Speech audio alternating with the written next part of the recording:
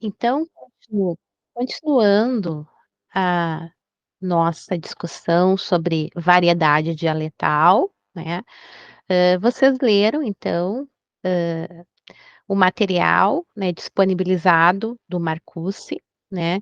Ele é um linguista brasileiro, é bastante conhecido por suas pesquisas em diversas áreas, incluindo a análise do discurso, a linguística textual e a sociolinguística, tá. Então, só destacando algumas perspectivas que ele vai explorar ali durante, esse material de fundamentação teórica que vocês leram, né. Então, a perspectiva variacionista, né, que foi formulada, né, já é um avanço, né, porque vai postular que tanto fala quanto a escrita, né, apresentam a linguagem padrão e as variedades que não são padrão, né. Então nós temos o que a gente denomina culturalmente, né, assim, que a gente foi construindo essa noção de língua culta e a língua coloquial, né, que eu já explorei nos outros na outra aula, né, que 90% do tempo a gente acaba usando mais a língua coloquial, né, e muito de nossa população, uma porcentagem grande de nossa população, se expressa usando as variedades que não são padrão, tá. Então nós temos a norma padrão e a não padrão. A perspectiva interacionista, que é uma perspectiva que a gente trabalha no curso, né, de forma bem enfática, né, ela vai, centrar tudo nos processos de construção, né, na interação, né.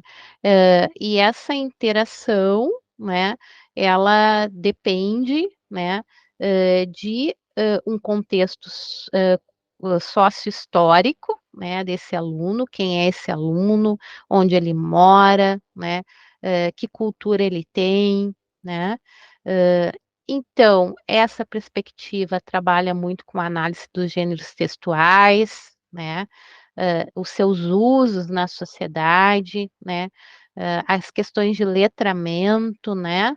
A gente, por exemplo, tem, uma noção de que uma criança pode ser letrada, né, ela participa de eventos de letramento, como uma contação de história, assistir a uma peça de teatro, né, ela se apropria disso, né, usa isso nas suas expressões e talvez, assim, uma criança bem pequena que não esteja alfabetizada ainda, então letramento e alfabetização são conceitos diferentes, né. Então, uma criança pode ser letrada e não estar alfabetizada, né. Ela pode usar várias metáforas, né, que são próprias ali de um meio letrado, né, sem estar alfabetizada. Isso também serve para jovens e adultos, né, que não estão alfabetizados, tá. Então, essa vertente vai ter sensibilidade para os fenômenos cognitivos e processo de textualização na oralidade e na escrita, tá?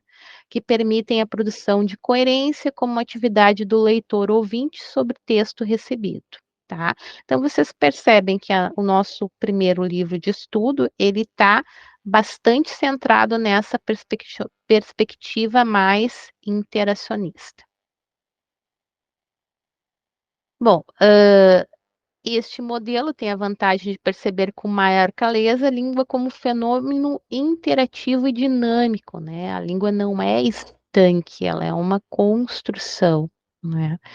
Então, essa tendência, né, vai em direção à análise crítica do discurso, né.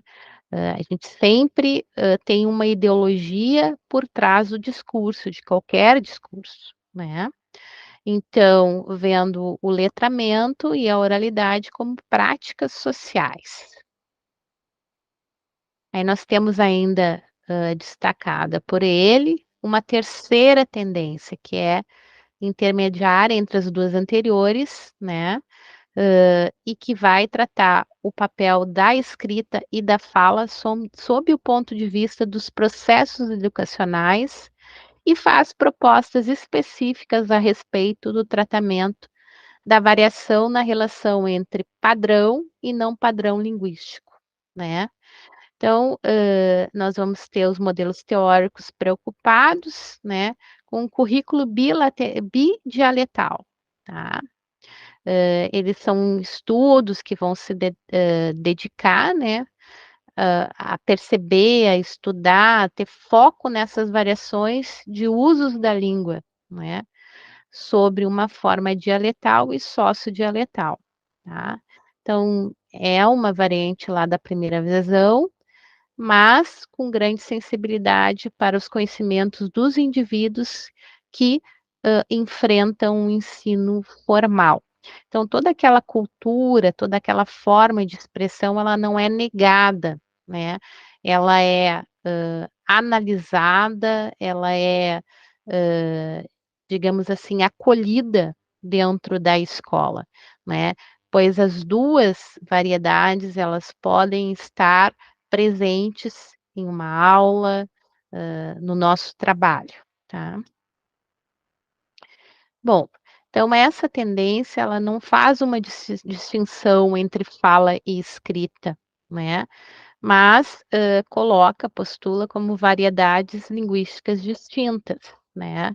Então, cada uma se submetendo a um tipo de norma, né.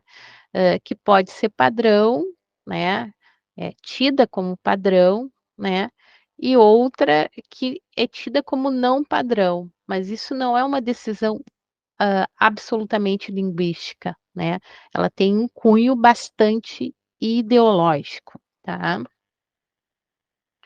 Então, tanto a fala como o texto, né, seriam, modalidades de produção discursiva, né. Então, a oralidade não tem, necessidade de uma tecnologia como a escrita, né, além do que a gente tem enquanto ser humano, né, mas, as 2, né, hã, digamos assim, elas se entremeiam, elas não são, hã, tão distintas, tá. Por exemplo, só voltando ali, né, a língua, né, por exemplo, ela vai abarcar também os aspectos prosódicos, né, vai ter uma série de recursos expressivos, né, como a gestualidade, os movimentos do corpo, a mímica, e a gente vê bem, por exemplo, pessoas que são descendentes de italiano costumam falar muito usando as mãos, né. Gesticulam, ao passo que pessoas, por exemplo, de uma descendência, mais germânica, né, mais alemã, já não usam tanto o corpo como expressão. Então isso vai, decorrer de cada cultura. Então, a oralidade seria uma prática social interativa para fins comunicativos, que se apresenta sobre variadas formas ou gêneros textuais, fundadas na realidade sonora. Ela vai desde uma realização mais informal a mais formal nos mais variados contextos de uso, tá.